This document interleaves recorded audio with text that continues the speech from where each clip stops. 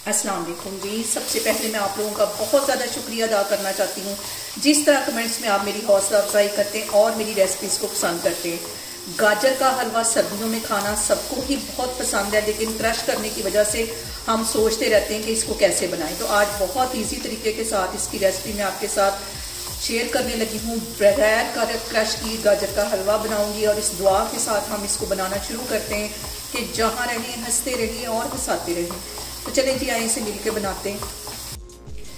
और यहाँ पे आज बहुत ही इजी तरीके के साथ गाजर का हलवा बनाने के लिए एक प्रेशर कुकर के अंदर मैं 1 किलो की जितनी गाजरें डाल दूंगी। एक गाजर के मैंने 2 हिस्से कर लिए थे, ये इसमें चले जाएंगे।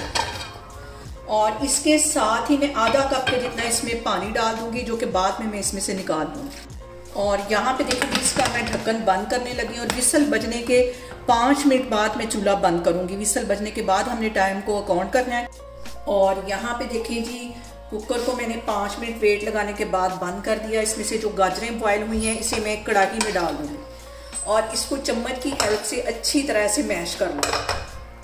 और यहाँ पे देखें जी, चम्मच की हेल्प से मैंने गाजरों को अच्छी तरह मैश कर लिया है। इसके अंदर मैंने 4 डाल दी हैं सब्ज़ इलायचियाँ और 1 किलो गाजरें थी, 1 किलो में इसके अंदर डाल दूंगी दूध।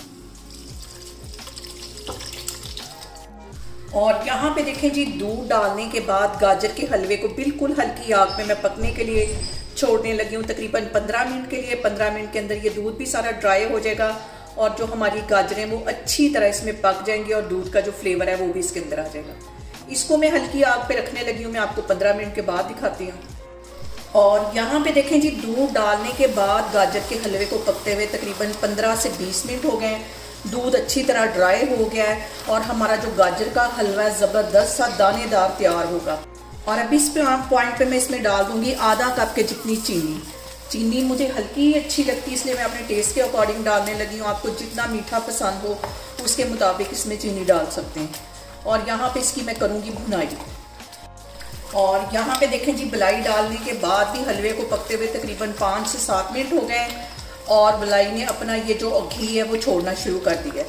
और यहाँ पे जो सबसे अहम बात हमेशा की तरह वो एक ही है कि आपने मेरी रेसिपीज़ बनाते वक्त घबराना नहीं है। बिना स्किप किए हुए आप मेरी वीडियोस देखें और अगर अभी तक आपने मेरे चैनल को सब्सक्राइब नहीं किया तो प्लीज़ इसको सब्सक्राइब करें। और यहाँ पे देखें जी, गाजर के हलवे की भुनाई करते हुए मुझे तकरीबन 10 मिनट हो गए और जो मैंने मलाई डाली थी उसने अपना ऑयल छोड़ दिया। अब इस पॉइंट पे मैं डाल दूंगी तकरीबन आधी प्याली के जितना खोया और इसको भी अच्छी तरह हम कर लेंगे मिक्स। और खोए के साथ ही मैं कुछ कटे हुए बादाम डाल दूंगी। और खोया डालने के बाद हमने ज़्यादा इसको पकाना नहीं है। चूल्हा यहाँ पे मैं बंद कर दूंगी और इसको मैं करूँगी डिश आउट, तो फिर मैं आपको दिखाती हूँ।